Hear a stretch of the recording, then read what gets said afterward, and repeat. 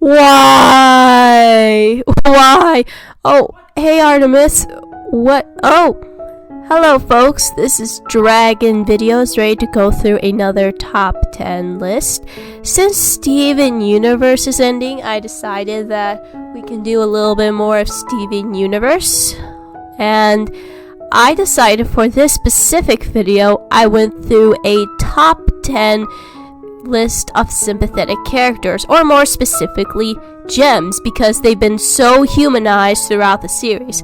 I'm excluding Steven because he's half gem, half human, but he's also the main character, so I wanted to go over more about the gems that had to go through experiences that were so painful, so bad, it hit us right in the feels and made us cry. Enjoy!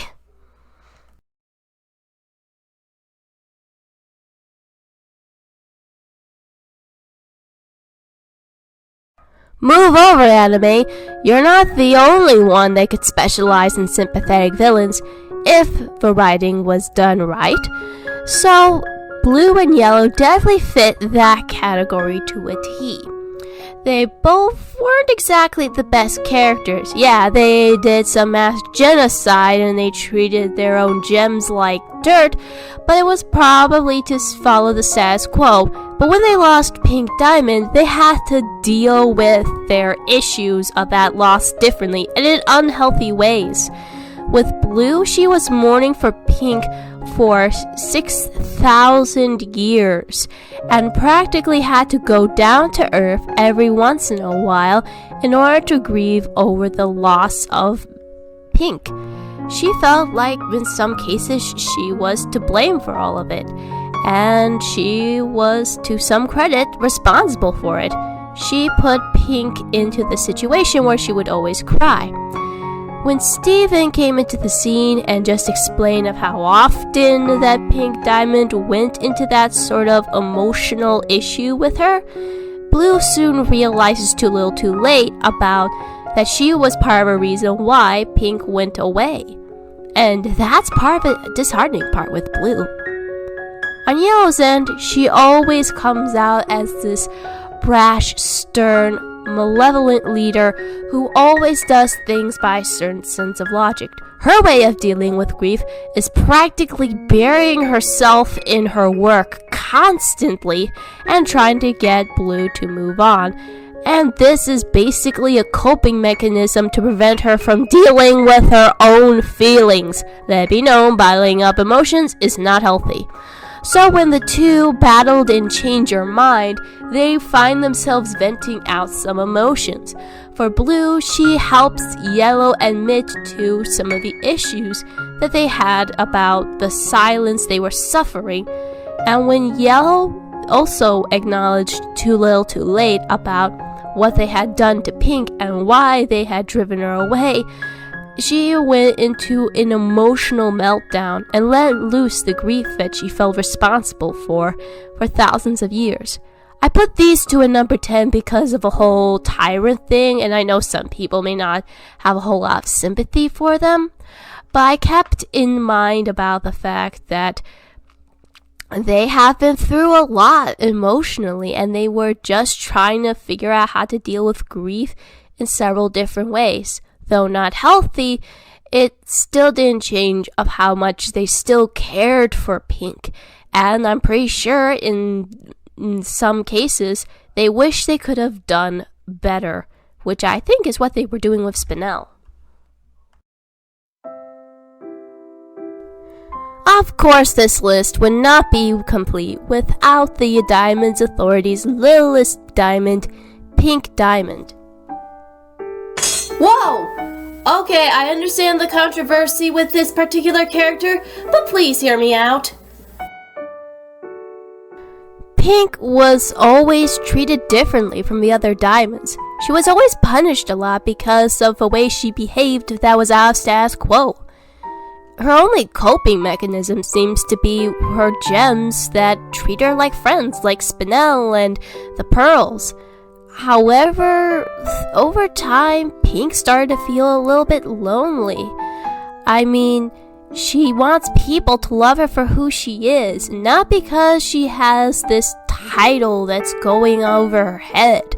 Not only that, but she struggles to follow the status quo of the diamonds and be the leader they want her to be. And in some cases, that's pretty unhealthy, if not unfair to her. Which is practically the reason why she went to Earth disguised herself as rose quartz. Even though some of these actions were irresponsible, it didn't change the fact that there were a lot of good things that came out of Pink Diamond's choices. She created Steven. She was the first diamond to recognize things in Earth that was worth valuing. So of course Pink did some rotten things in the past, which is why I put her at number 9. But the one thing that separates her from Blue and Yellow is that she just struggles with the capability and the identity she had before she went down to Earth. That feeling of loneliness, that feeling that you're just worthless even though you're supposed to be this high-ranking royal above everyone else.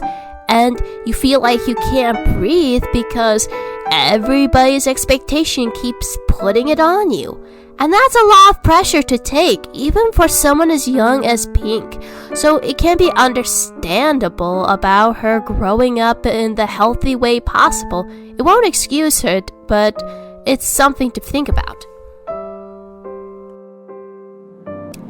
Yeah, Jasper wasn't exactly my personal favorite gem during her debut in Season 1, and you would understand why.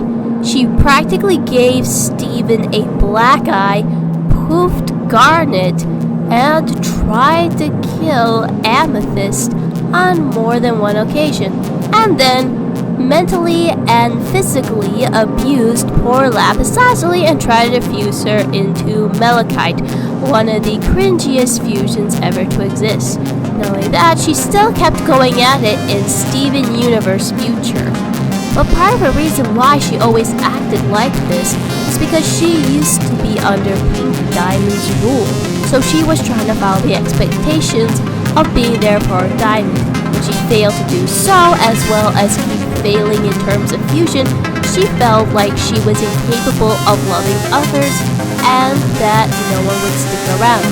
This resulted into a horrific corruption, and you can kind of see her sad and heartbroken and find that she's a little bit like Amethyst, feeling that she's nothing more than a worthless piece of junk that should be tossed away, which is why I put her number 8 in the sympathetic list.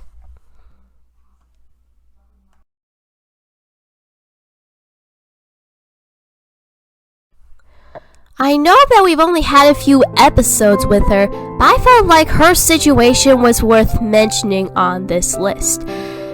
Topaz Fusion, or Topaz, was just basically used as a living weapon, practically capturing victims in its net. Doesn't exactly help when you have a little pistol like Aquamarine telling you what to do and not even acknowledging your own thoughts. And of course, Topaz has to pretend to be okay with it. Otherwise, she'll separate and lose the separate halves forever. And this is a lot of pressure for Topaz. And that's why I put it number 8, because the situation just sucks. And it's hard to express of how you really feel if you're always being supervised 24/7.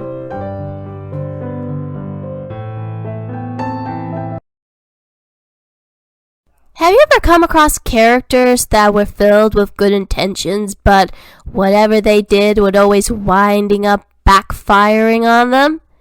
Yeah, that definitely fits Bismuth into this small spot. You see, Bismuth is the blacksmith of the crystal gems. In the beginning of the series, she was just a gemstone trapped in a pink bubble in Lion's Mane, and she was trapped there for 6,000 years thanks to Rose Quartz Pink Diamond deal. She really cared about her friends and would do just about anything to help out, even up to the point where she created the Breaking Point, an instrument of destruction that would shatter a gem at any moment before even blinking an eye.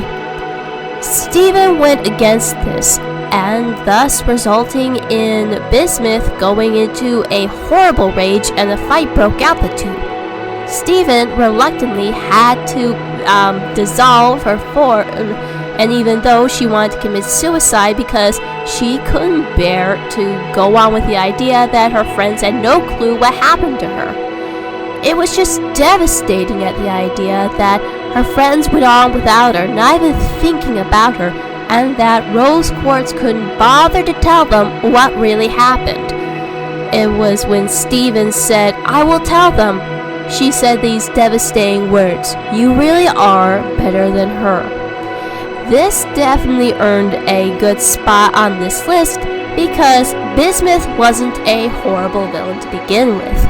She was just someone who wanted to help out with the cause of the crystal gems, but she went about it the wrong way. She wanted to get even with the gems who took away her friends and felt like destroying things was the only way.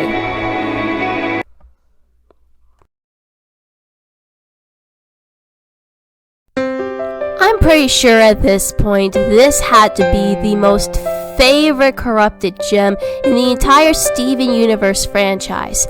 In the beginning, Sympathetic was practically the corrupted gem that activates Steven's powers, or helped him learn of what's to come. Over time, we learn that Sympathetic is actually a corrupted gem, a creature that was affected by the diamond's attack. And in Monster Reunion, she found a way to be able to speak again. The problem was, she had to use art to explain about her situation being stranded on Earth and then having to take on the attack. What made the situation even more devastating was when she was crying at the tail end of her tail, a flash of white paper and her tears landing on it, and she was crying. What made this even sadder was her transformation, reverting back into the frightening centipedal that we all knew. And what made this so sad was she couldn't express it in words. She was practically screaming in pain. She couldn't exactly fix herself, and Stephen, watching helplessly, just made the whole situation so sympathetic toward her. We just want to hug this poor gem.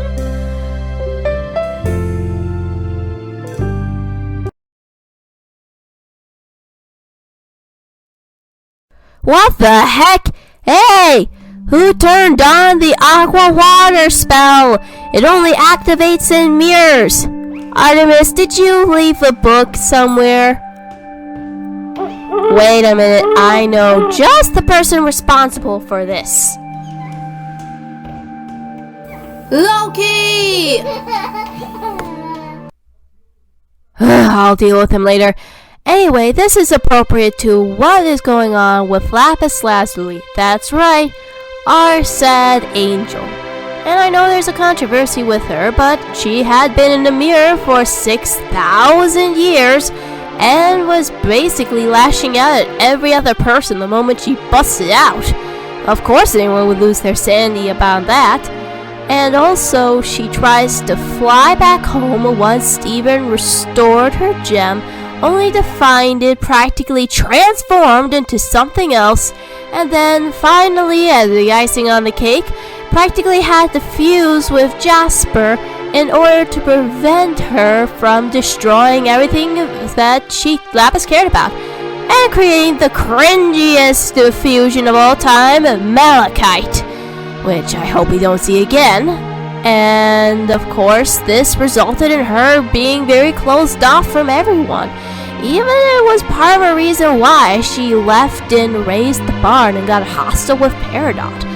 These post-traumatic stress deals were practically the reason why she was so shut out from the world. I mean, many people who suffer PSTD would relate to this.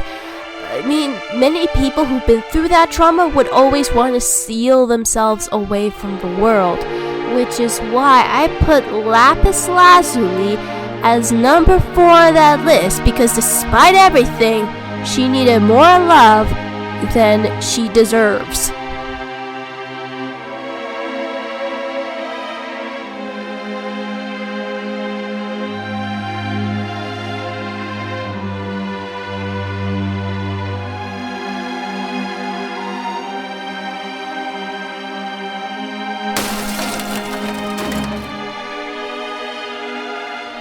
Yes! Thank goodness the spell wore off, and just in time for number 3.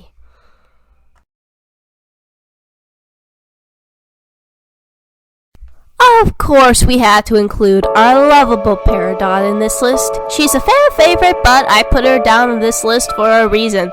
You see, she came off as very robotic and unfeeling, and someone we would not sympathize with in Season 1 and a little bit into Season 2. But the moment she lost her limb enhancers, we start to feel a little bit bad for her. She's an Era 2 Peridot with no proper limbs and thus had to rely on technology in order to get where she was going. And plus, being trapped in enemy territory, she finds herself at the mercy of her foes. Of course, anyone would feel crazy, especially with the cluster ready to appear at that point. Her dependence on technology also lowers her self-esteem at that point. You see, Peridot wanted to use that technology to continue the normal reality of the home world society. But now that she lost her limbs, she lost that identity and that self-importance. It made her want to disappear. She felt that she had no value. And losing her friends made her feel like she was out of control, which is why I put her number 3 on this list.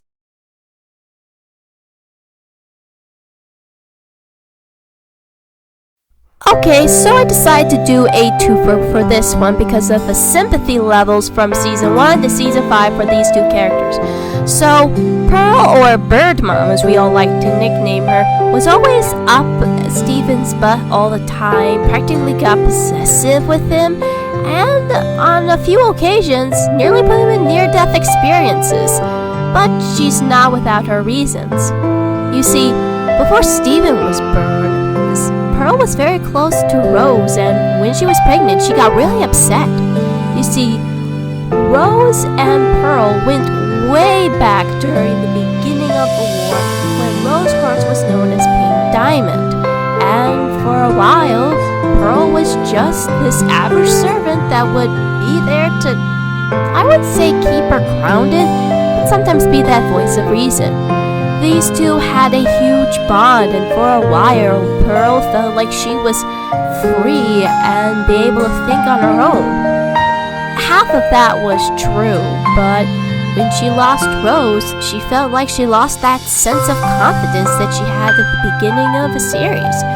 And that, speaking of confidence, Amethyst always came off as this wild, wacky, crazy character who was always so chill whenever in battle. But in actuality, she's very insecure, dealing with the fact that she was born from a situation where nearly all life was destroyed. Not only that, but she learned that she was supposedly a defective gem, a gem that should not have existed. She's supposed to be like Jasper, big, beefy, intimidating, as Peridot liked to put it, but Amethyst came out wrong. She was incubated for such a long period of time. What makes it even heart-wrenching is when she says, "I never asked to be made." It's almost as if it's similar to what people said of, "I've never asked to be born," and then they were dragged into situations that are beyond control. Pearl and Amethyst really have 2 things in common: their love for Steven and the lack of self-esteem and sense of self-worth, which is why I put it at number 2, because they've been dealing with this for years. Now, many of you have figured that, yeah, Rebecca Sugar has been notorious with making us sympathize with the villains of Steven Universe, with a few exceptions. However, there's one particular villain in Steven Universe that I felt won the number 1 spot for not only just the backstory, because if you think being trapped in the mirror is bad, imagine being trapped in the garden for thousands of years. And if that doesn't make you sad, don't worry, the song Drift Away will really set you on fire. So, Spinel is basically the number one gem in this spot. She always was this happy-go-lucky gem that would entertain at a party. So, what happened? Well, as you kind of figured, Pink Diamond happened. Pink abandoned Spinel for 6,000 years and never even thought about her. And during that time, Spinel had waited and waited and waited, practically hoping that her longtime playmate would come back for her and then they would play more games. And during that time, Pink Diamond had to battle a war, battle so many other stuff. So yeah, that's basically the reason why Pink was in that controversy. It's mostly because of Spinel. But the reason why I put her number one is because just imagine waiting for thousands of years for a friend that's never gonna come back for you. So yeah, she had every right to be pissed off about it, and it was no wonder she wanted to attack Earth and Steven. They were practically the only things that reminded her of that. And on top of that, she was stuck with some PSTD and the paranoia that she would be constantly abandoned. But in the end, the devastating cherry on top is when she said, "I just want to be your friend." Technically, she's a gem who wants to be friends by choice, and not because she wanted to pound people, but she was just frustrated and upset. Thankfully, she had managed to find some gems that could help her cope through that loss. And which is why I put Spinel in the number one spot, because waiting for an eternity plus the song Drift Away can really give us a heavy load of feels besides Steven. So that's all I have for today. Please comment and subscribe to this channel if you like what you see. And also, if you want to have more videos, please interact with the polls and give me some of your opinions. This is Dragon Video signing off.